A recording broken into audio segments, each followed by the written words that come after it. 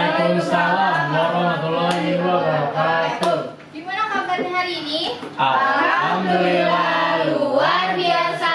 Allahu Akbar. Semangat. Diulangin lagi ya. Gimana kabar hari ini? Alhamdulillah luar biasa. Allahu Akbar. Sebelum kita memulai pelajaran hari ini, kita baiknya berdoa terlebih dahulu yang akan dipimpin oleh ketua kelas, yaitu Habila Kafid. Jadi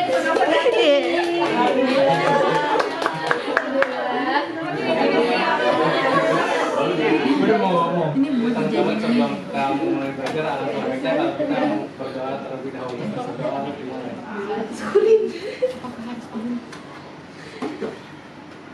Berdoa selesai. baik, selanjutnya Ibu akan mengabsen dulu. Yang pertama ada untuk Fatimah. Hadir Ibu. Rahmawati. Hadir. Wanda hadir. Ayu Hadir Ibu.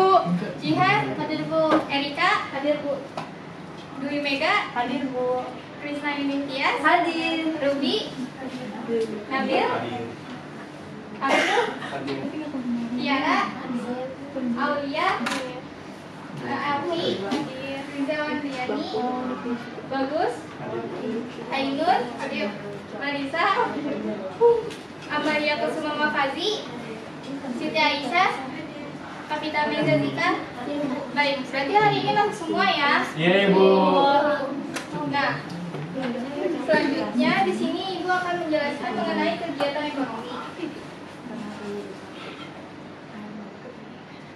Di mana kompetensi dasar atau IPK kita yaitu mendeskripsikan kegiatan ekonomi, menyajikan kegiatan ekonomi, dan menganalisis terkait kegiatan ekonomi. Nah, sebelum masuk ke materi, coba ada yang tahu nggak kenapa manusia itu sebagai makhluk ekonomi? Saya Bu. Ya, Ustaz. Kenapa manusia sebagai makhluk ekonomi? Karena di dalam kehidupan manusia tidak sedikit menggunakan perekonomian, seperti jual beli, terus ada banyak lagi. Bagus.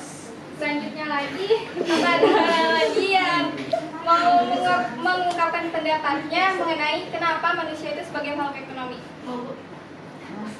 Manusia sebagai makhluk ekonomi. Karena menurut saya semua kegiatan itu membutuhkan uang. Jadi uang itu termasuk ekonomi. Ya, keren sekali. Jangan juga mereka berdua.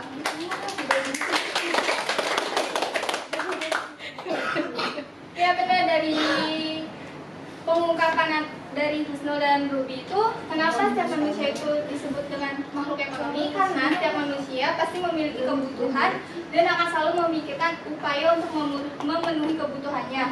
Di mana untuk memenuhi kebutuhan tersebut, manusia akan bekerja atau menghasilkan sesuatu yang bisa digunakan untuk mendapatkan barang atau jasa.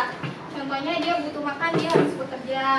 Dia butuh pakaian, butuh transportasi, dan lain sebagainya.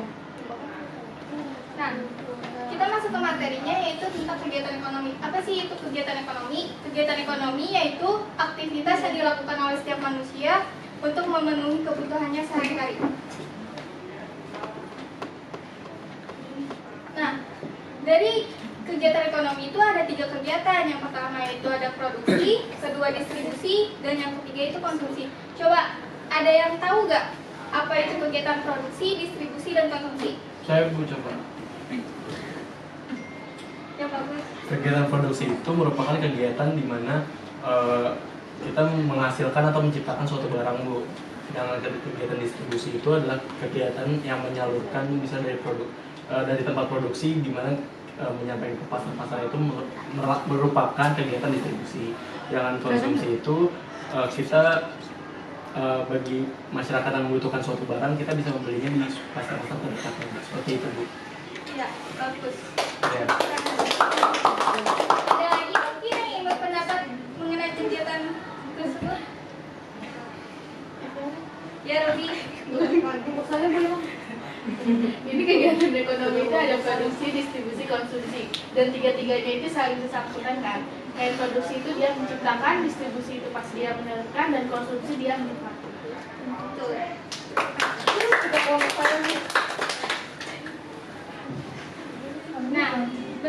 tadi bagus dan lebih jelaskan bahwa kegiatan produksi itu yaitu kegiatan yang menghasilkan atau menambah nilai guna barang atau jasa. Contohnya, apabila ada seorang petani menanam sayur untuk menghasilkan sayurannya yang segar.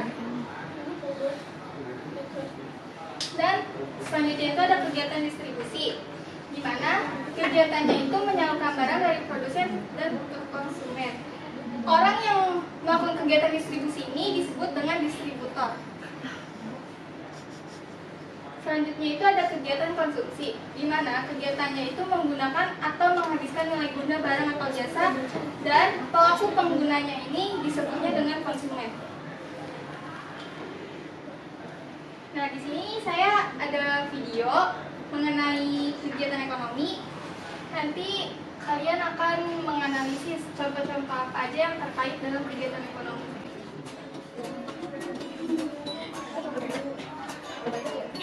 Hai, saat jam istirahat di sekolah seperti ini, aku biasanya jajan atau membeli alat tulis di koperasi sekolah.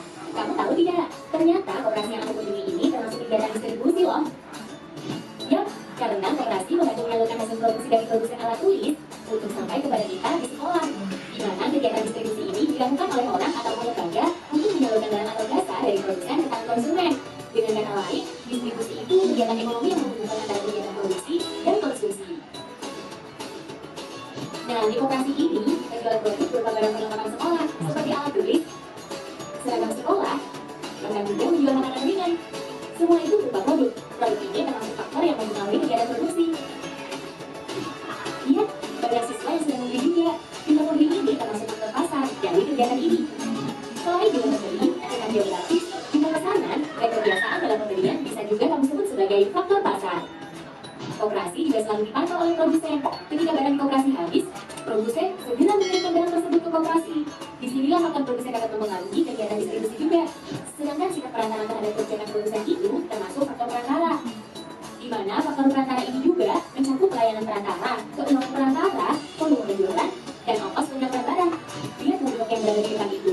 Ternyata dari produsen produk itu disalurkan terlebih dahulu ke koperasi, baru dijual ke konsumen. Cara yang digunakan untuk menyalurkan barang dan jasa dari tangan produsen ke tangan konsumen ini, kamu bisa menyebutnya dengan mata rantai distribusi. Dari kegiatan itu, koperasi memakai mata rantai distribusi pendek, yang artinya dari produsen ke satu perantara atau pengecer dulu, kemudian baru disalurkan kepada konsumen. Ada juga mata rantai distribusi sangat pendek, atau bisa disebut distribusi langsung. Misalnya nih, seorang petani menjual barang pertaniannya secara langsung kepada konsumen, atau dengan cara mendirikan warung di pinggir jalan milik sendiri, sehingga harganya lebih murah. Selain itu, ada mata rantai distribusi agak pendek, yaitu produsen disalurkan ke dua perantara, grosir dan pengecer, kemudian baru disalurkan ke konsumen. Yang terakhir, ada mata rantai distribusi panjang, di mana produsen menyalurkan barang ke beberapa perantara, seperti agen, subagen, grosir, dan pengecer, baru kemudian barang sampai ke tangan konsumen. Itu tadi kegiatan distribusi yang ada di sekolahmu. Kalau di sekitarmu, ada kegiatan distribusi apa aja nih? Tulis di kolom komentar ya. Oke, semoga bermanfaat. Sampai jumpa di pembelajaran asyik lainnya.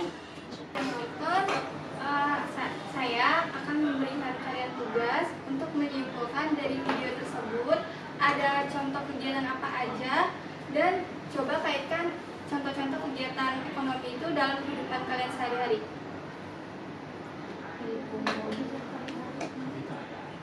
Saya kasih waktu itu 5 menit. Ya, kan tadi ada contoh-contoh kegiatannya di sini ya. Jelasin contoh di situ apa jelasin contoh lain? Di sini sama ada contoh dari kehidupan sehari-hari. Produksi, distribusi, konsumsi, Iya. atau salah satu aja? Tiga-tiganya.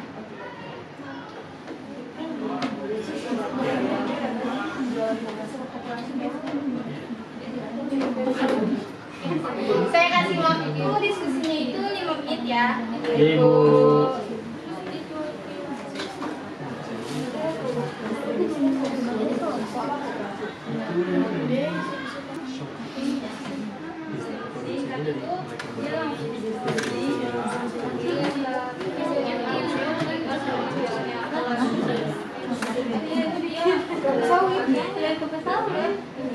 Lagi nge-shoot lagi ya.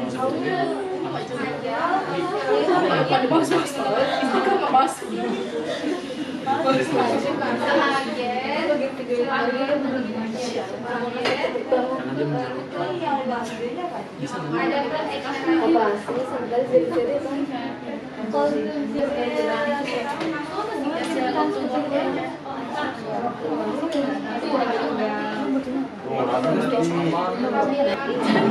gimana diskusinya, ada kesulitan atau enggak? Ada Bu. Kelompok saya kesulitan. Saya mager kan tidak ada Bu kesulitan. Soalnya nih dia dulu mikir dulu. Kita kesulitan Bu karena dari kita nggak masuk ke mesin soalnya tiga Bu sakit kamu jadi masalah lagi kita lagi bikin itu Bu nggak ditonton nggak disimak Bu itu kan operasi doang Bu ya tadi nge-live Harusnya tahu dong. tahu Bu, kelompok kita tahu Bu apa ya punya kontak Ayo cepat. kelompok saya kan masalahnya kelas 10 kok Ya. Kalau bagian tadi kan cuma itu doang. Operasi. aman-aman lah contoh hidup sehari-hari iya aku mau Tapi sama Indonesia dari pabrik distribusi itu dari pabrik ke apa tapi kan kegiatan di situ kegiatan emang nggak ada apa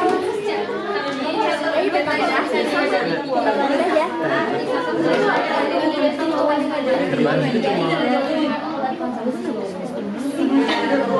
sudah Bu Oke, dari kelompok yang sebelah sana ada yang mau maju? Yang udah siap? kita Bagus. bukan Bu kalau ini mungkin dari siapa bukan kita dulu kelompok gua dulu Yang berapa yang kita siap aja? kita mau ranking 1 Bu kita selalu terdepan gimana Kak Vita silakan Harus direkrut.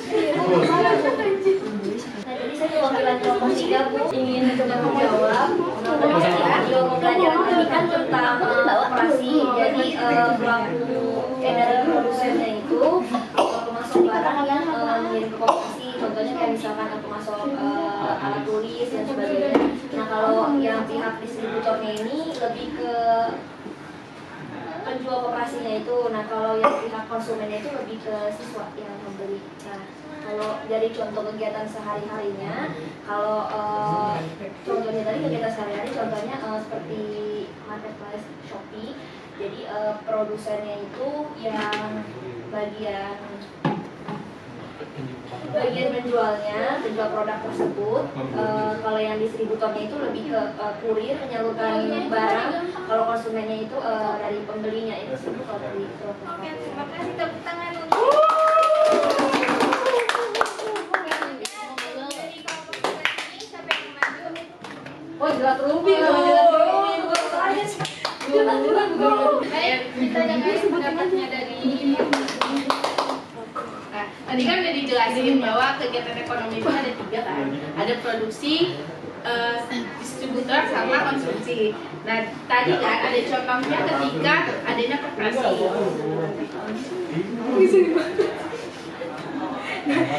Produksi itu kan tugasnya dia yang menciptakan. Kalau distributor itu dia yang menyalurkan. Kalau konsumsi itu dia menikmati. Kalau kita lihat kehidupan kita itu kayak misalnya kita kan membutuhkan minyak. Nah, produksinya itu ketika si pabrik minyak ini menciptakan minyak yang dihasilkan dari kelapa sawit. Kalau distributornya itu ketika rumah kita itu menjual minyak, dan kita sebagai penikmat yang masak-masak membutuhkan minyak, pasti kita membeli minyak. Dan itu aja. Terima kasih. Tepuk tangan untuk Oke, selanjutnya dari kelompok ini siapa yang mau maju?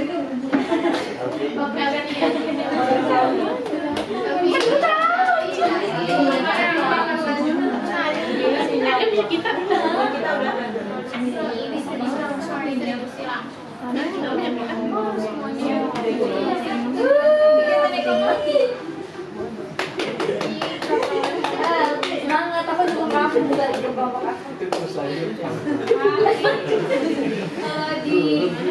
dari kelompok kami itu contohnya itu kalau produksinya, jadi di rumah saya ada kayak lahan besar itu, ada yang nanam sayuran, habis itu distribusinya itu distribusi langsung, jadi yang nanam sayuran itu dia jual di depan lahan yang dia punya itu, terus habis itu konsumennya orang-orang di sekitar situ. Hasil video tugas selanjutnya kelompok terakhir ada yang mau mengungkapkan analisisnya. Semangat Ami.